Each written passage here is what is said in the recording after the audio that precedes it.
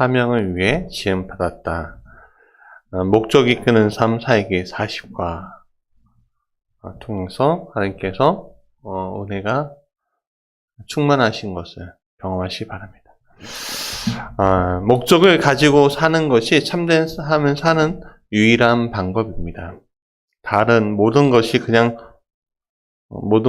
그냥 존재하는 것 뿐이죠. 대부분의 사람들은 인생에서 세 가지 기본적인 문제로 고민합니다.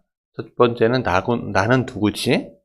이 정체성의 문제고요. 두 번째는 내가 과연 중요한 존재야? 예, 중요성의 문제고요. 세 번째는 삶에서 나의 위치는 뭐지? 무엇인가? 라는 문제입니다. 하나님이 이 질문에 대한 답을 다 가지고 계시는데 5가지 목적에서 우리가 찾을 수가 있죠. 다락방에서 예수님은 사역의 마지막 날에 제자들과 함께 마무리하시면서 제자들의 발을 씻기심으로 모범을 보이셨습니다. 그리고 이렇게 말씀하셨죠.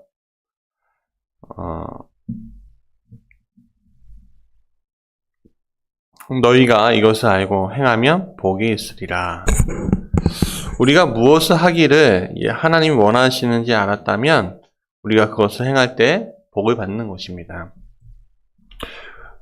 우리가 이제 40일의 여정을 이렇게 잘 마쳤는데요. 우리를 향한 하나님의 목적에 대해서 이제 좀 충분히 배웠어요. 이제 우리가 그것을 행한다면 복을 받는 것입니다. 어쩌면 이것은 우리가 하고 있는 어떤 일을 멈춰야 한다는 의미일 수도 있어요.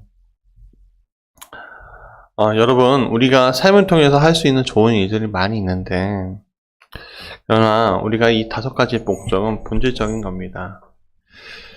그러나 우리는 자주 이거를 잊어버리죠.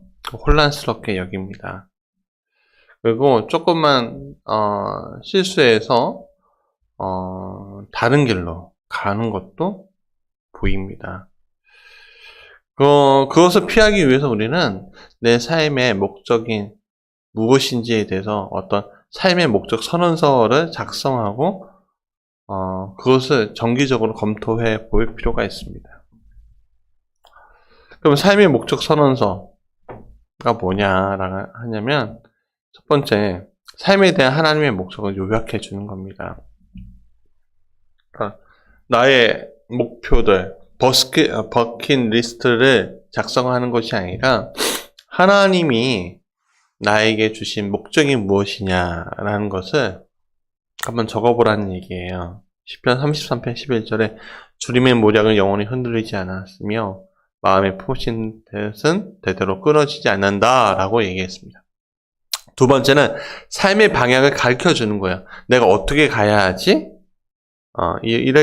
얘기하는 거예요. 잠언 4장 26절에 내가 가는 방향을 제대로 알면 그 기본 방향은 흔들리지 않는다라고 얘기합니다.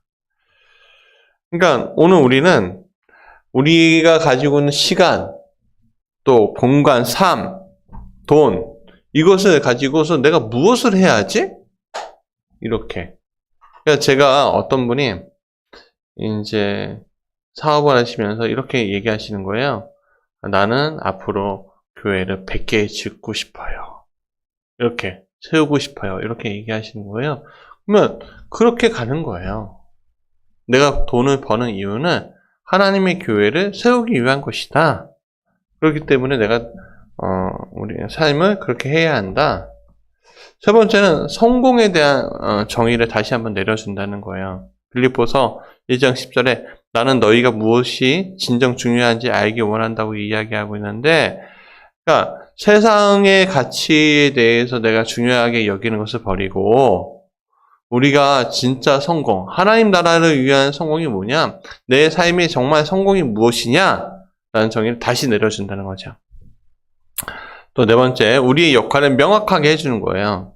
명확하다는 건 뭐냐면 내가 지금 어떤 일을 해야 하는지, 어떻게 무엇을 추구해야 하는지를 보여주는 거예요. 다섯 번째, 우리의 모습을 표현해 준다는 거예요. 그러니까 내가 어떻게 하나님을 잘 섬길 수 있지? 이것을 나의 그 독특성이 있잖아요. 개성이라는 게 있잖아요. 이 개성대로 우리가 하나님을 섬기는 거예요. 그러니까 설교자로 하나님 세우셨으면 설교자로 가는 거예요. 또 봉사하기 위해 하나님 세우셨으면 봉사로 가는 거예요. 다 똑같을 필요가 없어요. 예. 그럼 우리가 삶의 5가지 중요한 질문들을 우리가 좀 해봐야 하는데, 첫 번째는 내 삶의 중심 무엇을 삼는가라는 거예요. 이거는 예배에 대한 문제였어요. 우리는 누구를 위해 살까? 우리 무엇을 중심으로 삶을 이루어 나갈까? 직업이랑 가족, 스포츠, 취미, 돈, 뭐 재밌게 사는 거 여러 가지 활동이 중심이 될 수 있지만 우리의 삶의 중심이 되기에는 적합하지 않아요. 그 어떤 것도 우리의 삶이 무너지기 시작할 때 붙잡아 줄 수 있을 만큼 강하지 않기 때문에 그렇습니다. 유다왕 아사는 백성들에게 삶의 중심을 하나님께 두라고 분명히 이야기합니다. 삶의 중심은 뭐냐면 결국 예배가 우리의 삶의 중심이 되어야 한다는 거죠. 우리는 하늘나라에서 영원히 예배하게 될 것입니다. 그것을 위한 준비를 우리가 하고 있는 거예요. 그러면 예배란 뭐냐? 하나님의 내 삶의 중심에 서 계신 것을 이야기하는 거예요. 여러분, 하나님이 내 중심에 계신다면요, 우리는 하나님을 저절로 예배할 수밖에 없게 돼요.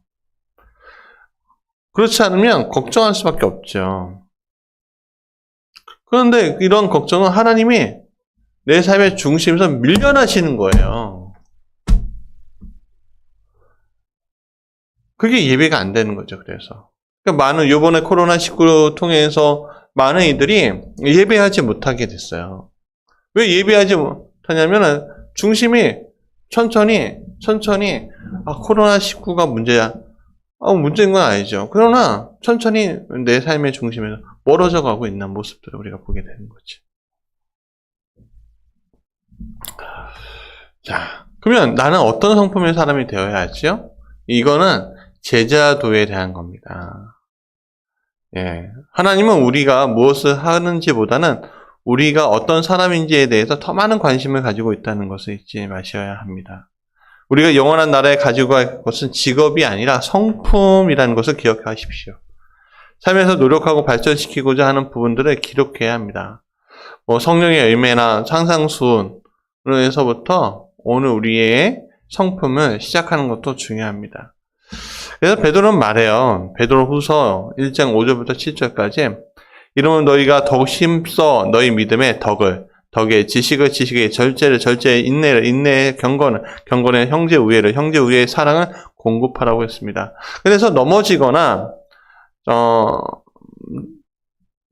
비틀거린다고 해서 절대로 절망하거나 포기할 필요가 없어요. 그리스도를 닮는 것은요, 평생 걸리는 거예요. 그래서 바울은 디모데에게 그대의 가르침을 살피십시오. 이런 일을 계속하십시오. 이렇게 함으로 그대 자신도 구원하고 그대의 말을 듣는 사람도 구원할 것입니다. 라고 디모데 전서 4장 16절을 말씀하고 있습니다. 또한 내 삶은 어디에 기여해야 하는가라는 거예요. 그건 섬김에 대한 문제죠. 그리스도의 몸 가운데 우리가 감당해야 할 부분이 뭐지? 은사, 마음, 능력, 성격, 경험 모두 고려한다면 하나님의 가정에서 우리에게 가장 적합한 역할이 무엇인지 알 수가 있게 된다는 거예요.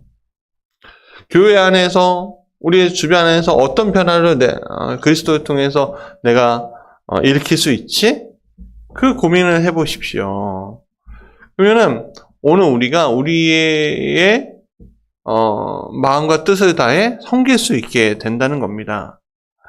우리는 다른 사람들을 섬기도록 지음받긴 했지만 예수님도 이 땅에 계시는 동안 모든 사람의 필요를 다 충족시키지 못했어요.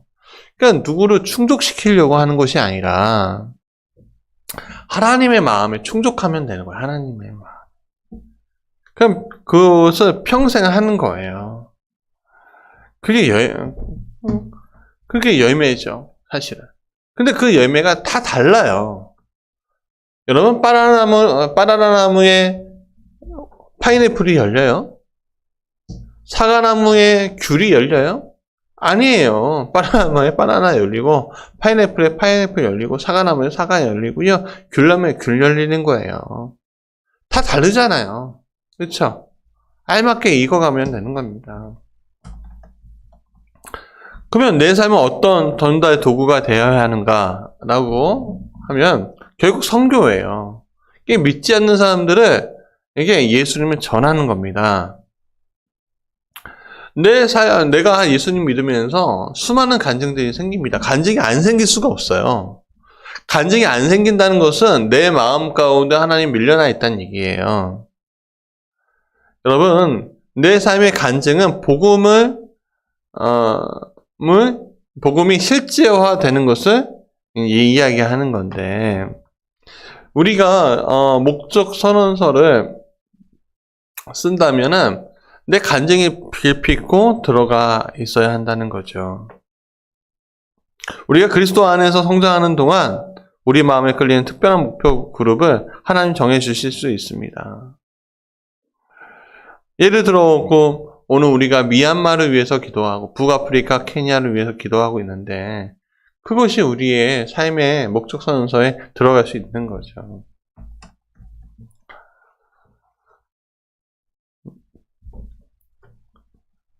오늘 우리의 삶이 다른 사람들에게 어필이 돼야 합니다. 결국에는 내 삶이 어필이 되어야 하려면은 예수님이 사는 것을처럼 우리가 살아가는 게 중요한 것입니다. 또 삶의 동력사는 무엇인가라는 질문, 교제에 대한 질문이죠.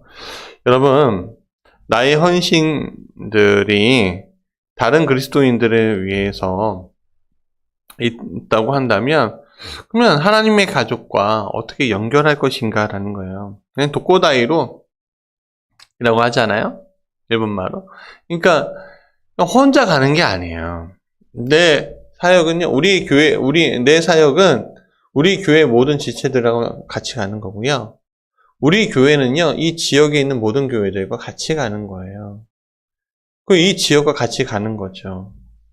동역한다고 얘기하는데, 여러분, 그리스도 안에 더 성숙하면은요, 교회를 더 사랑하고요, 교회를 위해서 희생하는 것을 주저하지 않게 되는 겁니다. 내가 더 높은 교회, 더 좋은 거, 가지려고 노력하지 마십시오. 예배소서 5장 25절에 그리스도께서 교회를 사랑하시고 위하여 자신을 주신 가치라고 말씀하시고 있습니다.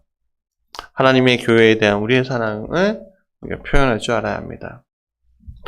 여러분, 오늘 우리가 우리의 삶에 대해서 기도하고 생각하고 우리 동역자들과 이야기하고 말씀을 묵상하고 그러면서 우리가 어떻게 하나님을 위해서 살아갈 수 있는지에 대한 것들을 한번 적어보십시오.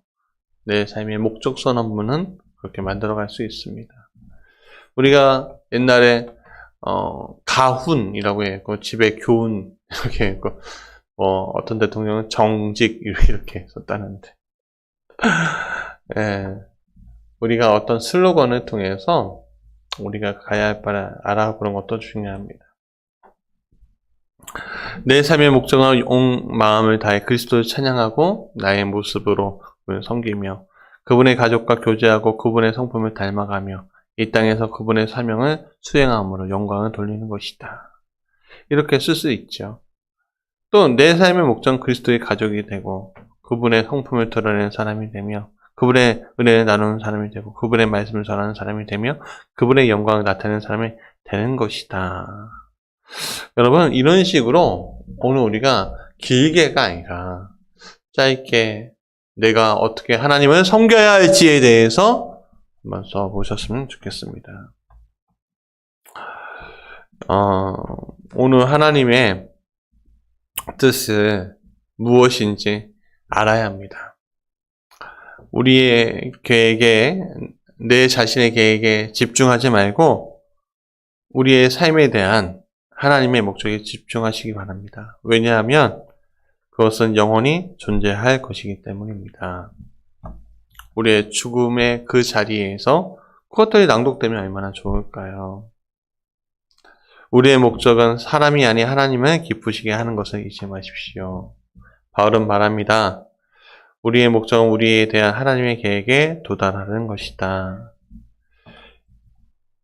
그렇기 때문에 하나님은 우리를 사용하기 원하십니다.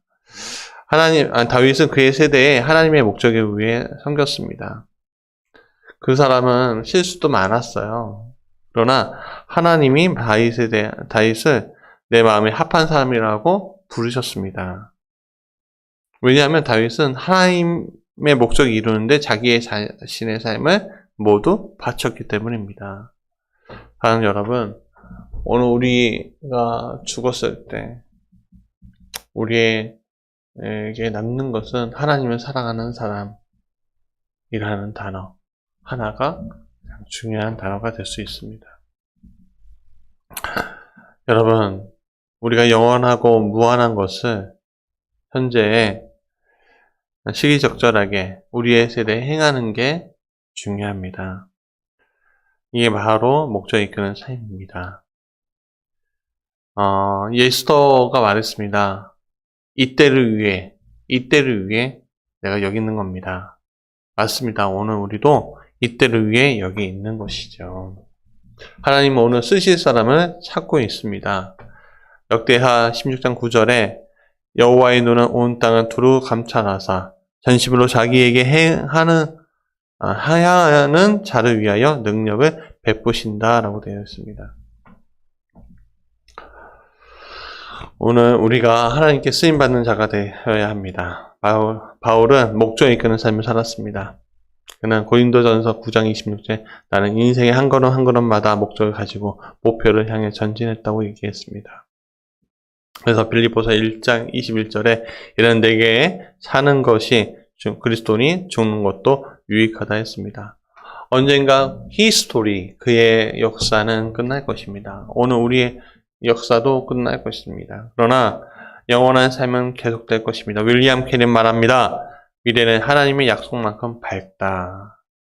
여러분, 하나님께서 오늘 우리에 대한 목적을 놓치지 않고 계속 진행하고 계시다는 것을 잊지 말아 주셔야 합니다. 오늘 우리의 환란과 환경은 굉장히 크고 힘들어 보이지만 그것조차도 하나님께서 계획해 놓으신 거고 그것을 극복하고 하나님께 영광 돌리라고 인도하고 계신다는 것을 잊지 마십시오. 어떤